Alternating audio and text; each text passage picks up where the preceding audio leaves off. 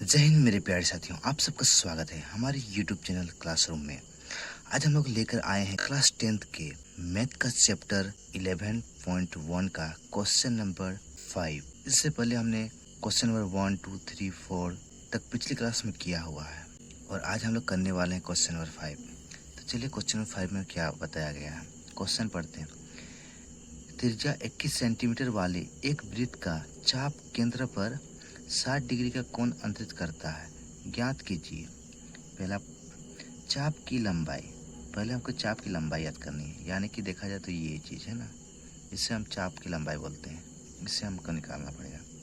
Second में, चाप द्वारा बनाए गए त्रिज्यखंड का क्षेत्रफल, यानी कि इस चाप के द्वारा जो त्रिज्यखंड बना है ना, इसका क्षेत्रफल निकालना है। थर्ड में, संगत जीवा द्वारा बनाए गए वृत्तखंड का क्षेत्रफल, यानी कि ये जो जीवा है ना, ये भी जीवा है, इसके द्वारा जो वृत्तखंड बनाया गया है उसका क्षेत्रफल निकालना है। हमें 3 चीज़ निकालनी पड़ेगी, ठीक है। तो सबसे पहले हम देखते हैं, यहाँ त्रिज्यखंड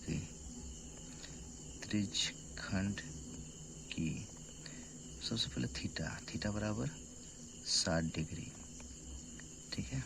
ये 21 सेंटीमीटर है, त्रिज्या कितना है 21 सेंटीमीटर, और आर बराबर इतना सेंटीमीटर।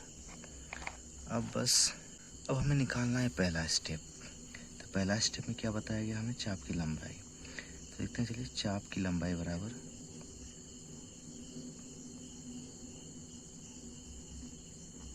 तो चाप की लंबाई के लिए फॉर्मूला आता है थीटा बटा 360 इंटू 2πr, ये होता है इसका फॉर्मूला, ठीक है। तो बस फॉर्मूला में बैठाते हैं। थीटा हमारे पास 60 डिग्री है बटा 360, 2 गुना पाई का मान 22/7 रखने के लिए लिखा गया है, और आर है हमारे पास 21। चलिए इसको काटाकाटी करते हैं। तो 60 का पड़ा हमें 6 बार में, 60 6 360, ठीक है। फिर 7 दिया 21, फिर 3 का पड़ा हम इधर काटिए, 3 दूनी 6, फिर 2 से इधर काटिए, ठीक है। तो बचा क्या 22, केवल कितना बचा 22 सेंटीमीटर। ये चाप की लंबाई हो गया, ठीक है। चाप की लंबाई निकल के आ गया हमारे पास।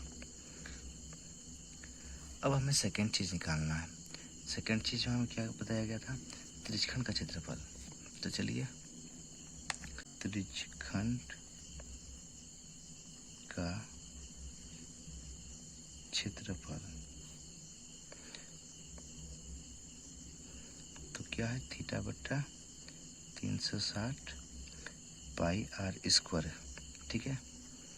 अब थीटा हमारे पास कितना है, तो थीटा हमारे पास 60 डिग्री, 360 पाई का मान 22/7, और आर की जगह में 21 इंटू 21, ठीक है।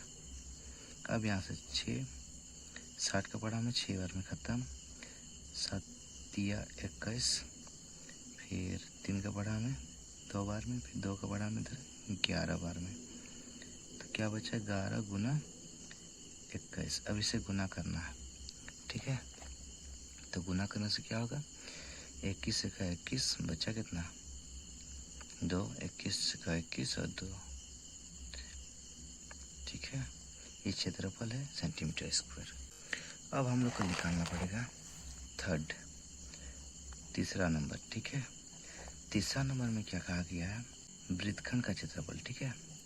जीवा द्वारा बनाए गए वृत्तखंड का क्षेत्रफल। तो लिखते हैं संगत जीवा द्वारा बनाए गए वृत्तखंड का क्षेत्रफल। तो क्षेत्रफल, इसका क्षेत्रफल क्या होगा, तो दोस्तों यहाँ पे आप देख सकते हैं ये जो वृत्तखंड है ना, तो इसमें हमको क्या करना पड़ेगा, ये जो त्रिज्यखंड है उसमें से इस त्रिभुज को माइनस करना होगा। तो ये जो त्रिभुज आपको दिखाई दे रहा है ये समबाहु त्रिभुज है, ठीक है। तो चलिए, तो हम करना लिखना पड़ेगा लघु त्रिज्यखंड माइनस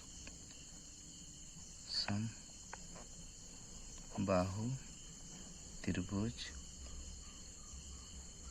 OAB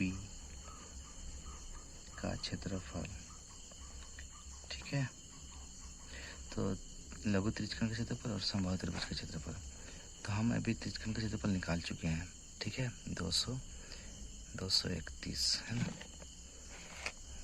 231। ठीक है, तो उसे हम यहाँ पर बैठाते हैं इतना। और समबाहु त्रिभुज का क्षेत्रफल क्या होता है, तो √3/4 भुजा स्क्वायर। ठीक है, इसको याद रखिएगा, समबाहु त्रिभुज का क्षेत्रफल √3/4 भुजा स्क्वायर। अब हमें मान बैठाना है 231 माइनस √3/4 भुजा कितना है, तो 21 है, तो 21 × 21 कर देते हैं। कटने का जो है नहीं तो नहीं कटेगा, तो इससे बस मल्टीप्लाई करने से 21 का 21 गुना 21 कितना होता है, 440 √3/4। ठीक है, तो इस तरह से रहा अभी, और यही आपका आंसर हो गया। ठीक है, तो यहाँ पे 3 का आंसर हमारा निकल के आया। पहला तो चाप की लंबाई, ठीक है, सेकेंड आया हमारा त्रिज्यखंड का क्षेत्रफल, थर्ड में आया हमारा वृत्तखंड का क्षेत्रफल। तो दोस्तों, ये वीडियो आपको कैसी लगी कमेंट में हमें ज़रूर बताइएगा, और इस चैनल पर नए हैं तो चैनल को सब्सक्राइब कर लीजिए। धन्यवाद।